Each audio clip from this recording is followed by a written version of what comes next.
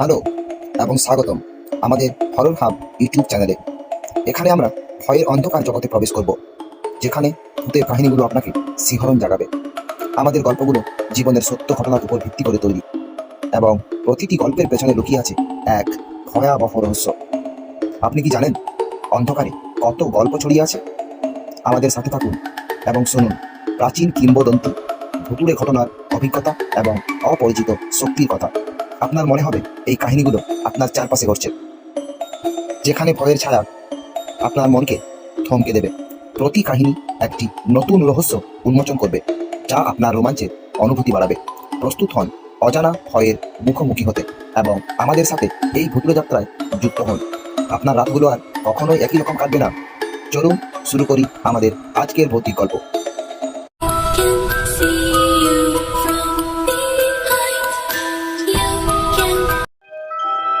New ইয়র্কের এক বুদ্ধিমতী সুন্দরী মেয়ে ক্যারোলিনায় তার এক দূর সম্পর্কের আত্মীয়ের বাড়িতে থাকার জন্য নিমন্ত্রণ পেল। মেয়েটির বয়স 20। আগে সে কোনোদিন ক্যারোলিনায় যায়নি, সুতরাং থাকার সুযোগ পেয়ে মেয়েটি খুবই খুশি হলো। ক্যারোলিনায় আত্মীয়ের বিরাট খামার আর বাগিচা রয়েছে। যাবার দিন গুনতে লাগলো মেয়েটি। বেশ কিছু পোশাক পরিচ্ছদও কিনে ফেললো। তারপর যাওয়ার দিন এলো। মেয়েটি নির্দিষ্ট দিনে পৌঁছলো ক্যারোলিনায়। আত্মীয়ের বিরাট খামার আর বাগিচা দেখে সে অবাক হলো। চারপাশের দৃশ্য, ম্যানর হাউস, আত্মীয়দের ব্যবহার সবই সুন্দর, সবই নিখুঁত। আত্মীয়টি যে বেশ অর্থবান তা বুঝতে মেয়েটির কোনো অসুবিধে হলো না। ম্যানর হাউসের পশ্চিম পাশের একখানা ঘর মেয়েটির থাকবার জন্য দেওয়া হলো। রাতের খাওয়া দাওয়া শেষ করে খুশি মনে সে চলল নিজের শোয়ার ঘরে। পূর্ণিমার রাত, পূর্ণ চন্দ্রের আলোর বন্যায় সমস্ত ঘরখানা যেন প্লাবিত। বাইরে নুড়ি ফেলা পথ, পথটা গিয়েছে ম্যানর হাউসের ফটকের দিকে। পথের দুপাশে ফুলের বাগান।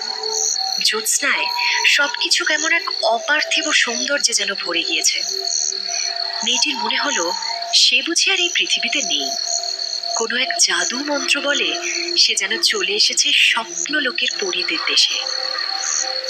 পৃথিবী যে এত সুন্দর, এত মায়াময়, তা যেন এতকাল মেয়েটির কল্পনারও বাইরে ছিল।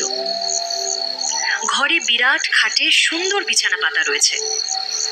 খাটে উঠতে গিয়ে মেয়েটি চমকে উঠল। রাতের নিস্তব্ধতা ফেলে নুড়ি ফেলা পথে ঘোড়ার খুরের শব্দ শোনা যাচ্ছে যে। এত রাতে ম্যানর হাউসে আবার কে এলো? জানলার কাছে গেল মেয়েটি। একখানা পুরনো কোচ ছুটে আসছে বাড়িটার দিকে। গাড়িখানা টানছে চারটে মিশকালো ঘোড়া। ঝড়ের বেগে যেন গাড়িখানা উড়ে এলো, থামলো এসে মেয়েটির ঘরের জানলার সামনে। কোচ বাক্স থেকে এক লাফে নামলো কোচওয়ার। উপরে জানলার দিকে তাকালো। একটা লম্বা অস্থিসার আঙুল তুলে ধরলো মেয়েটির দিকে। লোকটা দেখতে অতি কুৎসিত, অতি ভয়ঙ্কর। ওর মুখখানা খড়ির মতো সাদা। বাঁ গালে এক প্রান্ত থেকে আর এক প্রান্ত পর্যন্ত গভীর ক্ষতচিহ্ন। লম্বা নাকটা পাখির ঠোঁটের মতো বাঁকানো। শঙ্কা বিহ্বল মেয়েটির দিকে অস্থিসার আঙুল তুলে সে প্রেতায়িত কণ্ঠে গুনগুন করে বলল, আর মোটে একজনের জায়গা রয়েছে, আর মোটে একজনের জায়গা রয়েছে। দারুণ আতঙ্কে মেয়েটি জানলার কাছ থেকে পিছিয়ে এলো। ওর সমস্ত শরীর তখন থরথর করে কাঁপছে। ওর আচ্ছন্ন দৃষ্টির সামনে কোচ, ঘোড়াগুলো এবং বিভৎস দর্শন কোচওয়ান মুহূর্তের মধ্যে বেমালুম অদৃশ্য হয়ে গেল। নুড়ি ফেলা পথটা পূর্ণ চন্দ্রের জ্যোৎস্নায় প্লাবিত। পথটা আগের মতোই খালি। সে রাতে মেয়েটির ভালো করে ঘুম হলো না। সকালবেলা সোনালি আলোয় ওর মনে হলো গত রাতে ও যা দেখেছে তা একটা দুঃস্বপ্ন ছাড়া আর কিছু নয়। একে নতুন জায়গা, তার উপর খাওয়া দাওয়া একটু বেশি হয়ে গিয়েছিল, তাই বোধহয় পেট গরম হয়ে এসব স্বপ্ন দেখেছে ও। এমনি করেই ব্যাপারটাকে ব্যাখ্যা করতে চাইল মেয়েটি। এই সম্পর্কে বাড়ির কাউকে কিছু বললও না।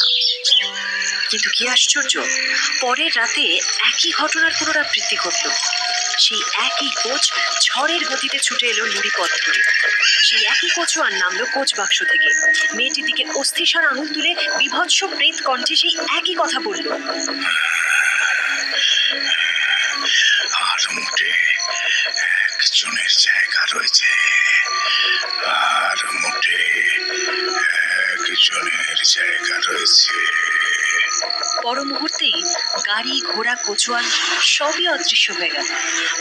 মেয়েটি এবার দারুণ ভয় পেয়ে গেল।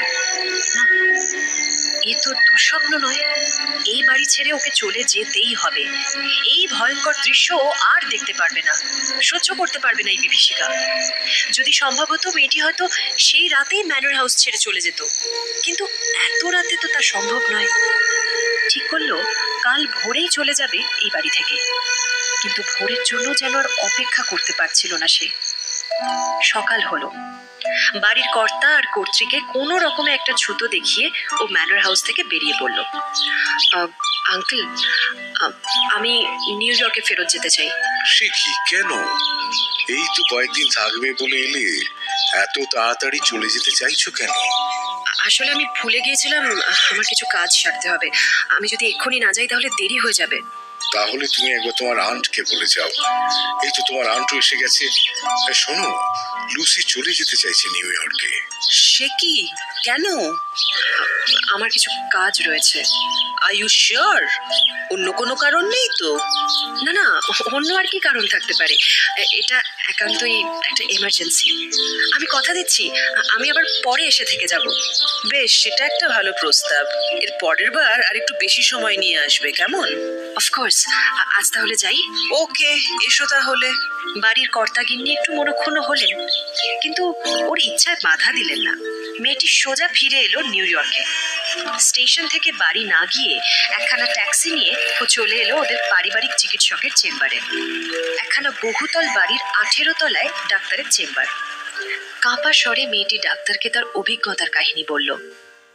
ডক্টর, আমি একটা ভয়ঙ্কর জিনিস দেখেছি, যেটা দেখার পর থেকে আমি রাতে দু চোখের পাতা এক করতে পারিনি। কি দেখেছেন বলুন তো? গতকাল মাঝরাতে ক্যারোলিনায় আমি আমার এক আত্মীয়ের বাড়িতে দেখলাম যে একটা ঘোড়ার গাড়ি এলো। সেখান থেকে একজন লোক, কি ভয়াবহ তার চেহারা! সে আমার দিকে আঙুল তুলে বলল, আর মোটে একজনের জায়গা রয়েছে। আমার মনে হলো ভয়ে আমার সমস্ত শরীর অবশ হয়ে আসছে। তারপর? তারপর তারপর ক্যারেজটা লোকটাকে নিয়ে চলে গেল, মিলিয়ে গেল হাওয়ায়। I see. আমি প্রথমে ভেবেছিলাম যে এসব আমার মনের ভুল, কিন্তু তারপর দেখলাম তা নয়। পরের রাতে আবার ওই একই ঘটনার পুনরাবৃত্তি ঘটলো। আবার সেই ক্যারেজ, আবার সেই লোক। আমার ভীষণ ভয় করছে doctor. Okay, alright. Just calm down. কোনোভাবে তোমার ব্রেন কোনো ইমাজিনারি জিনিস মনের ভেতর সৃষ্টি করছে। বাই দ্য ওয়ে, তোমার কি ভূতের গল্প পড়ার অভ্যেস ছিল কখনো? বহু আগে, সে এক সময়। দেখো, সেটার একটা ইম্প্যাক্ট হয়তো থেকে গেছে। তুমি যা দেখছো একে মনোবিজ্ঞানে বলা হয় হ্যালুসিনেশন। তোমার মনে হচ্ছে আছে, কিন্তু আসলে নেই। কিন্তু ডক্টর, আমি পরিষ্কার দেখেছি যে তোমার মাইন্ড এখন এক্সাইটেড। তোমার রেস্টের দরকার। তুমি বাড়ি যাও, রেস্ট নাও, ভালো ভালো বই পড়ো, বন্ধুদের সঙ্গে গল্প করো, আর এসব নিয়ে বেশি ভেবো না, বুঝলে? সপ্তাহখানেকের মধ্যে তুমি আর এসব দেখতে পাবে না।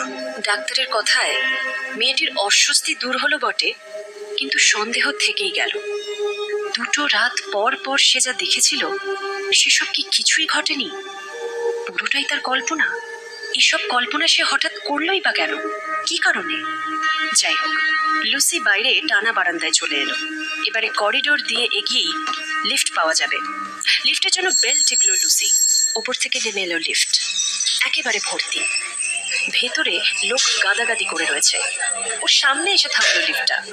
কোনো রকম ভিতরে একটু জায়গা করে নেবার জন্য মেয়েটি এগোলো। আর ঠিক সেই সময়ই ওর কানে ভেসে এলো একটা পরিচিত কণ্ঠস্বর। আর মোটে একজনের জায়গা রয়েছে, আর মোটে একজনের জায়গা রয়েছে। দারুণ আতঙ্কে পিছিয়ে গেল মেয়েটি। ওর দিকে অস্থিসার আঙুল তুলে লিফট চালক বলল কথাগুলো। লিফট চালক সেই রাতে দেখা কচুয়ান। সেই খড়ির মতো সাদা মুখ, বাঙালের এ প্রান্ত থেকে আরেক প্রান্ত পর্যন্ত গভীর ক্ষতচিহ্ন, পাখির ঠোঁটের মতো বাঁকানো নাক, হুবহু এক, কোনো ভুল নেই, সেই একই লোক। লিফটের সামনে থেকে কয়েক পা পিছিয়ে গিয়ে মেয়েটি আর্তনাদ করে উঠল। ঝপাত করে বন্ধ হয়ে গেল দরজা। লিফট